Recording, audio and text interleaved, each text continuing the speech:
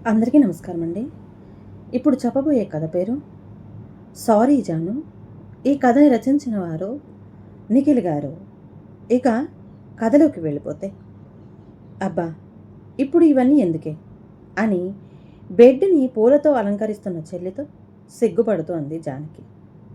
అక్క మాటలు విని సమాధానం ఏమీ ఇవ్వకుండా మల్లెపూలతో నింపిన బెడ్ మధ్యలో రోజా పూలతో హృదయం డిజైన్ వేస్తుంది లాస్య.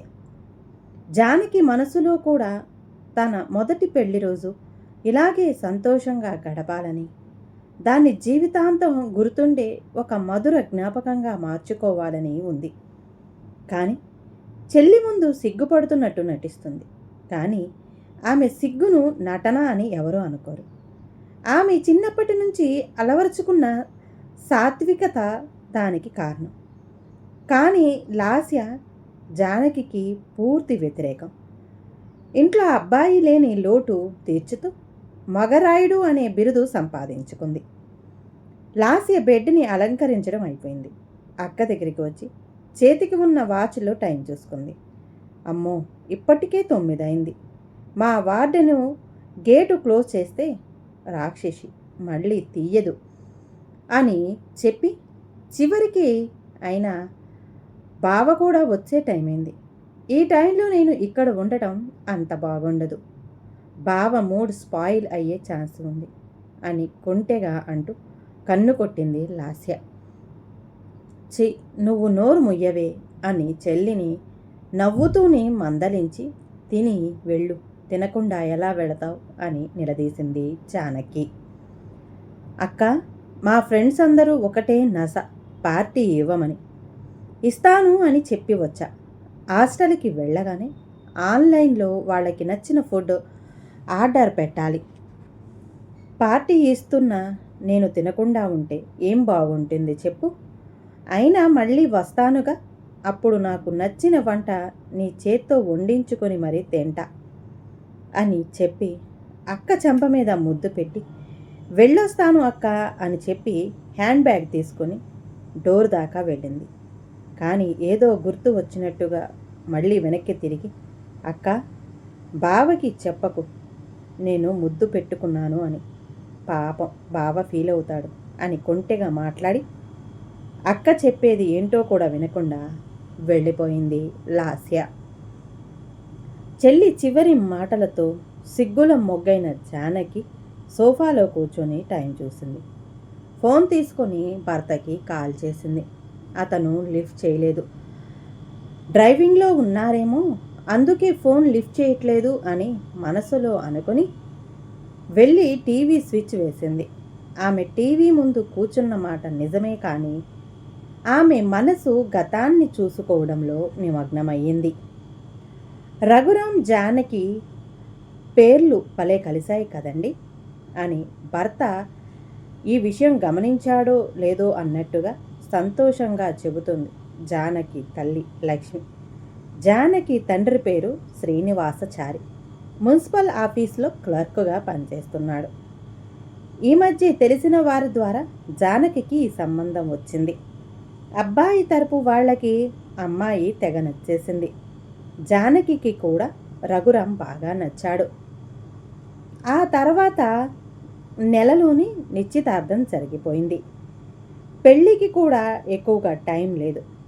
నిశ్చితార్థానికి పెళ్ళికి మధ్య 20 రోజులు గడువు ఉండటంతో జానకి తల్లిదండ్రులు తెగ కంగారు పడిపోయారు.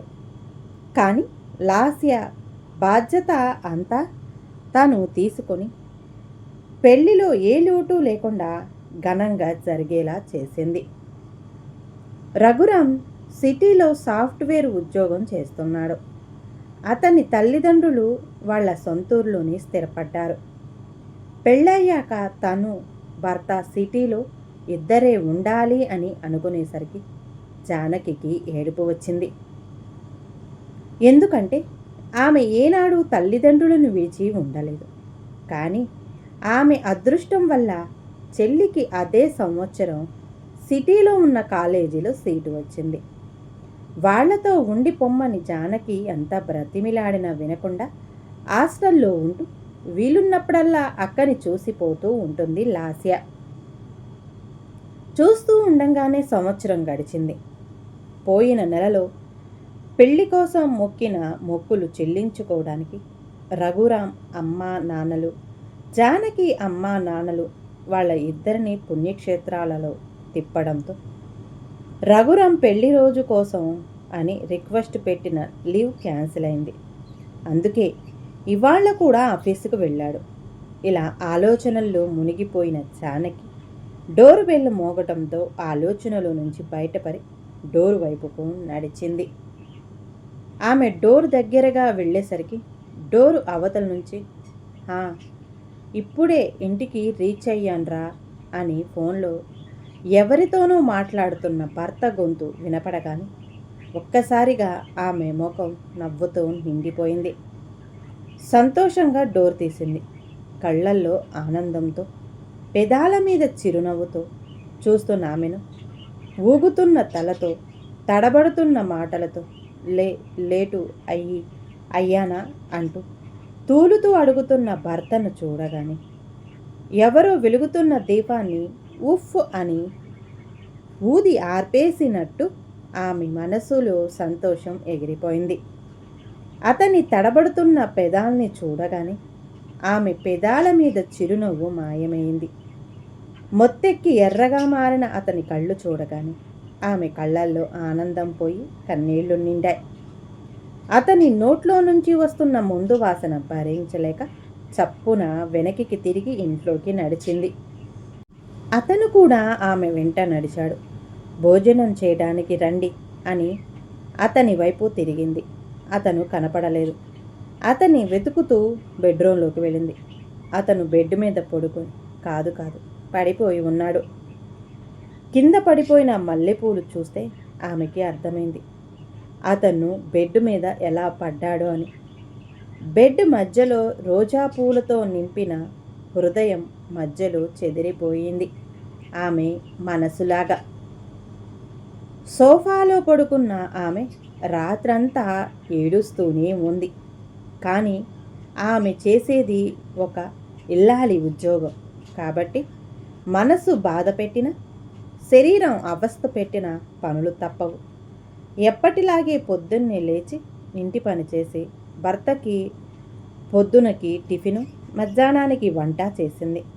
ఇంతలో ఫోన్ రింగ్ అవటంతో హాల్లోకి నడిచి ఫోన్ చూసింది. కాల్ చేసింది లాస్య. చెల్లి ఏం అడిగేది ఆమెకి తెలుసు. తను ఆ ప్రశ్నకి సమాధానం చెప్పలేదు అని కూడా తెలుసు.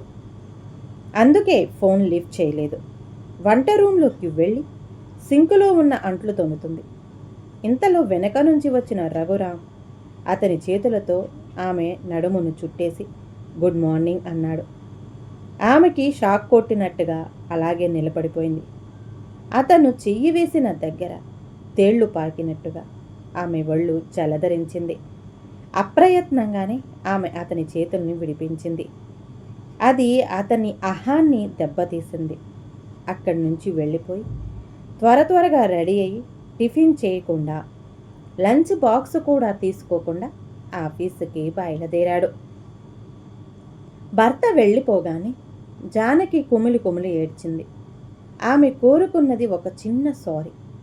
అదేదో ఆమె ఆహాన్ని సంతృప్తి పరుచుకోవడానికి కాదు, ఆమె ఫీలింగ్స్కి అతను విలువ ఇస్తాడు అని ఆమె మనసుకు తెలియడానికి.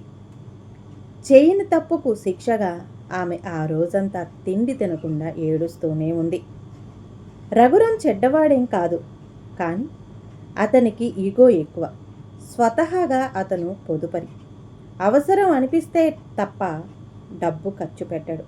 కానీ పెళ్లి రోజు అతని కొలీగ్స్ అంతా అతని వీక్నెస్ తెలిసి అతన్ని పిసినారి అంటూ రెచ్చగొట్టారు.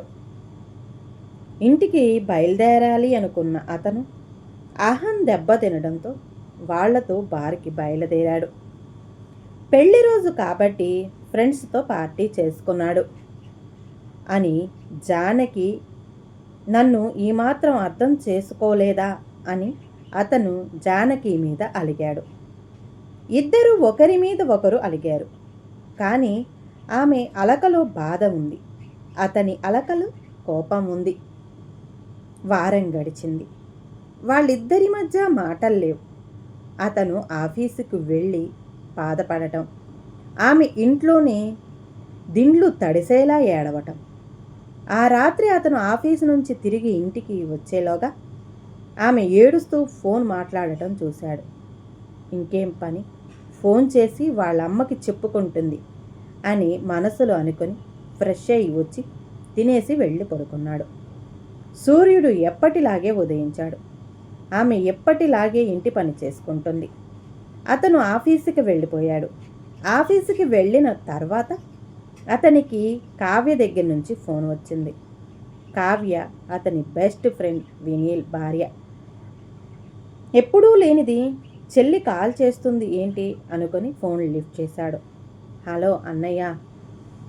హా చెప్పమ్మా, ఇన్ని రోజులకి గుర్తు వచ్చాడా అన్నయ్య? అన్నయ్య, ఆఫీస్ అయ్యాక ఒకసారి ఇంటికి రండి అన్నయ్య, మీతో ఒక విషయం మాట్లాడాలి. సరే అమ్మా, ఇంతకీ వా అని ఇంకా ఏదో అడిగే లోపే కావ్య కాల్ కట్ చేసింది. అర్థమై అయోమయంలో పడ్డాడు రఘురాం. ఆమె గొంతు కూడా ఏదో బాధలో ఉన్నట్టుగా అనిపించింది. ఇవన్నీ ఆలోచిస్తూ సాయంత్రం దాకా గడిపి ఆఫీసు అయిపోగానే వాళ్ళ ఇంటికి బయలుదేరాడు. వాళ్ళ ఇంటికి చేరేసరికి కావ్య ఏడుస్తూ ఉంది. అతను ఆమెను ఆ స్థితిలో చూసేసరికి ఏడ్చేంతగా ఏం జరుగుంటుంది అని ఆలోచిస్తూ వెళ్ళి ఆమె ముందు కూర్చున్నాడు. ఏడుస్తున్న ఆమెను, ఏమైందమ్మా, ఎందుకలా ఏడుస్తున్నావు అని అడిగాడు రఘురాం.